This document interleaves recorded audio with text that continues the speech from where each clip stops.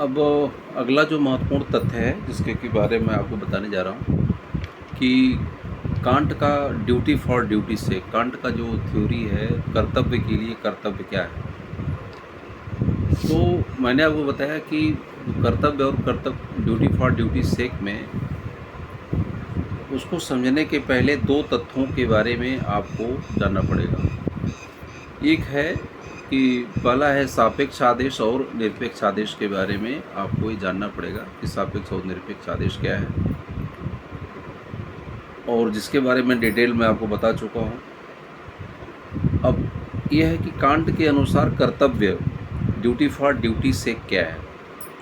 तो पहले कांट जो है कर्तव्य की परिभाषा देता है। तो वो कहता है कि किसी भी नियम के प्रति सम्मान की भावना से प्रेरित होकर और इसी नियमों के अनुरूप काम करने की अनिवार्यता ही कर्तव्य है। तो नियम के प्रति सम्मान की भावना से प्रेरित होकर तथा नियमों के अनुरूप कर्म करने की अनिवार्यता ही कर्तव्य है, ये इनकी परिभाषा है। तो इस कर्तव्य में अगर तीन तत्व आपको दिखाई देते हैं, पहला है नियम के अनुरूप काम करना, दूसरा है सम्मान की भावना से काम करना, और तीसरा है अनिवार्यता का भाव इसमें अनिवार्य है। तो कर्तव्य जब भी शब्द का प्रयोग ये करते हैं तो कर्तव्य में पहला है नियमों के अनुरूप काम करना, दूसरा उन नियमों के प्रति एक सम्मान का भावना होना चाहिए, और उसमें एक प्रकार की कंपल्सन होनी चाहिए। तीन तत्वों के बारे में मतलब ये बताया इन्होंने।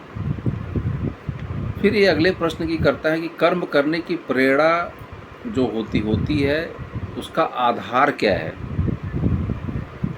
ठीक है ना। तो जो कहते हैं जो कर्तव्य चेतना आप कह सकते हैं, इसमें कर्तव्य चेतना, तो कहते हैं कि हम कोई भी काम करने के लिए बाध्य क्यों होते हैं। तो ये कहते हैं कि कर्तव्य चेतना ही मानव को कर्तव्य करने के लिए बाध्य करती है। जैसे कृष्ण कहते हैं कि कर्मण्येवा अधिकारस्ते मा फलेषु कदाचन, कि आपको कर्म करने का ही अधिकार आपके पास है। यहाँ कांट कहते हैं कि कर्तव्य चेतना ही हमको काम करने के लिए बाध्य करती है।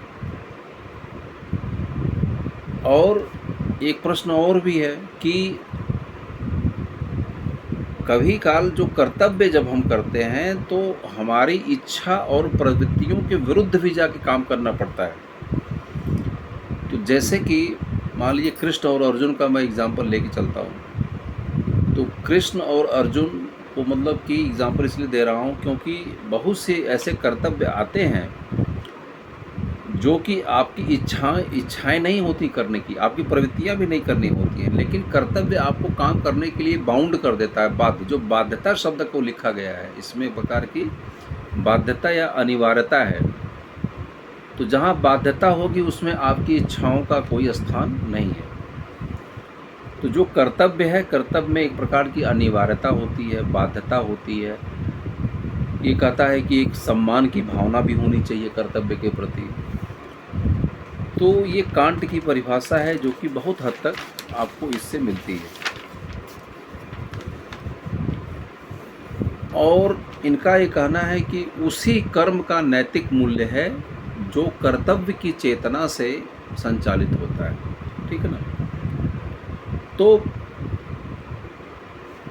जहाँ पर कर्तव्य की चेतना नहीं है उसका नैतिक मूल्य नहीं है। मैंने आपको बताया कि जहाँ पर कर्तव्य चेतना है वहाँ पर शुभ संकल्प है, पीछे मैं बता चुका हूँ। जहाँ कर्तव्य चेतना होगी वहाँ पर शुभ संकल्प में तब बदलता है जब उसके साथ में कर्तव्य चेतना जुड़ जाती है।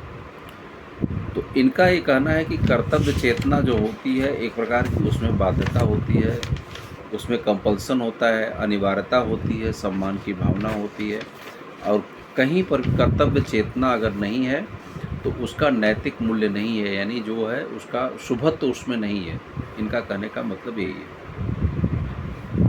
अब इस कर्तव्य में बाधाएं कहाँ से आती हैं। जो भावनाएं हैं, इच्छाएं हैं, प्रवृत्तियां हैं, ये आपके कर्तव्य में क्या करती हैं, मतलब समस्या पैदा करती हैं, या अपने कर्तव्य पालन में आपको कर्तव्य पालन से क्या करती हैं, रोकती हैं।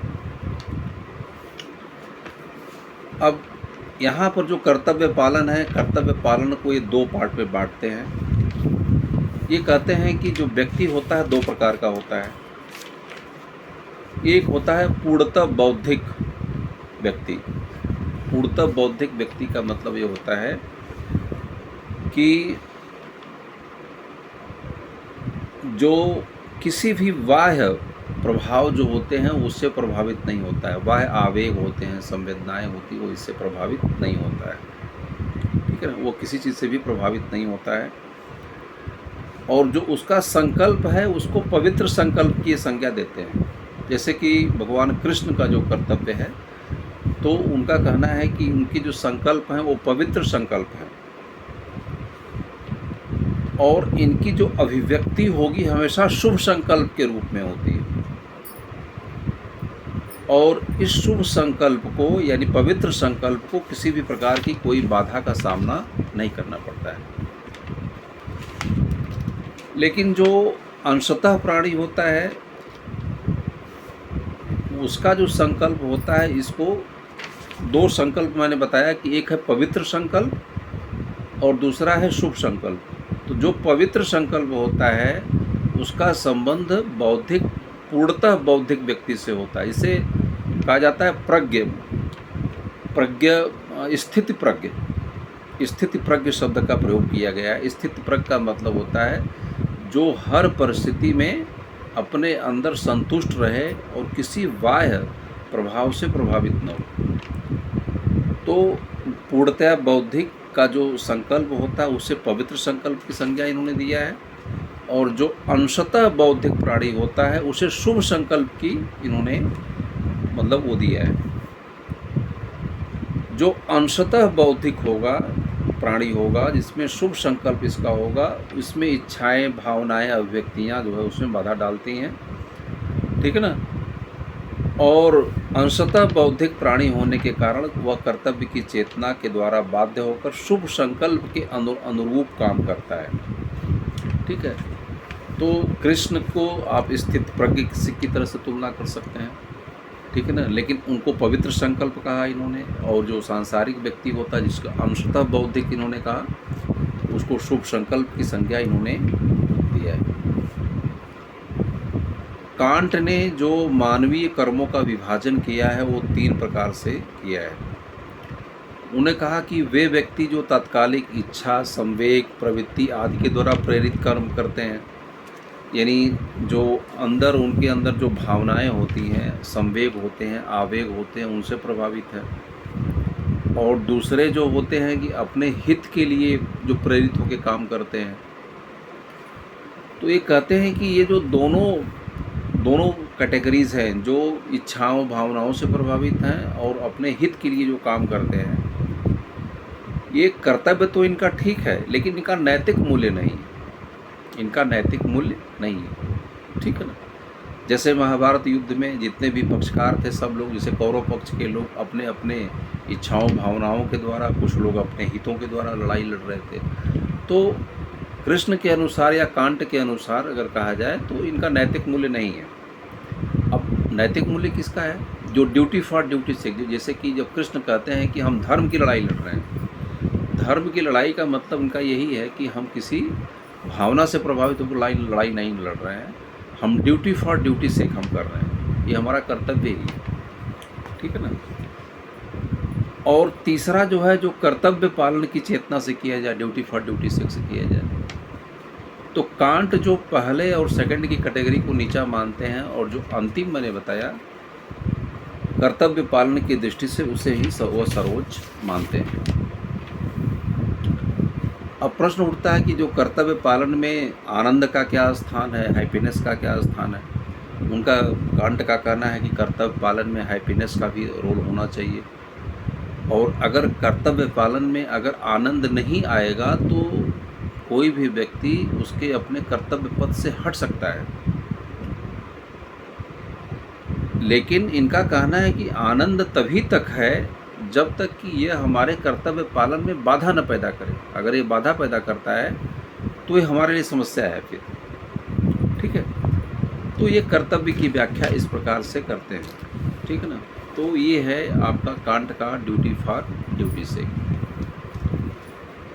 तो अब इसका निष्काम कर्म योग से मैंने आपको बताया कि जैसे कि इसमें 2 कैटेगरी इन्होंने बताई है कि जो निरपेक्ष जो व्यक्ति होता है, जो इन्होंने इसका डिवीज़न किया है, मैंने क्या बताया कि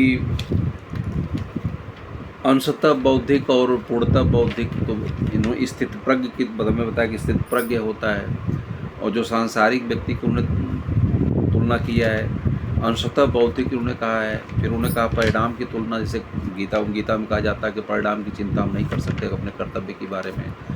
तो अर्जुन से कृष्ण बार बार कहते हैं कि तुम अपना कर्तव्य करो या कर्म करो, फल की चिंता नहीं करना चाहिए। तो कांट के और इनके दोनों फिलॉसफीज में बहुत बड़ा अंतर है, ठीक है ना।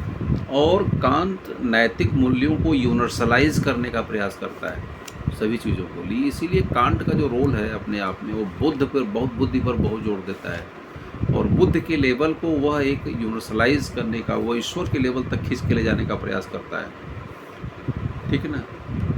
एक चीज़ साथ में और भी मैं लास्ट में कंक्लूड करने के पहले बता दूं कि कांट ईश्वर में विश्वास करता है, आत्मा में भी विश्वास करता है, ये दोनों को जब तक, क्योंकि जो कर्म की व्याख्या अगर आपको करना है तो बिना ईश्वर और आत्मा के अस्तित्व के बिना आप नहीं कर सकते। जैसे कि महात्मा बुद्ध ने भी माना, कर्म की व्याख्या उन्होंने पुनर्जन्म के आधार पर किया। जब आत्मा को मानोगे तो पुनर्जन्म को आपको मानना पड़ेगा। ईश्वर को भी, ईश्वर की भी सत्ता, क्योंकि जब कर्म करोगे तो अच्छे कर्म का, बुरे कर्म का परिणाम क्या होगा, अच्छे कर्म का आपको पुरस्कार मिलता है, बुरे कर्म का आपको दंडित किया जाता है। तो इसके पीछे भी ये चीज़ें कहीं न कहीं क्या है, जुड़ी हुई है, ठीक है। तो दोनों को कनेक्टिविटी आपको करके देखना पड़ेगा इसमें। Thank you.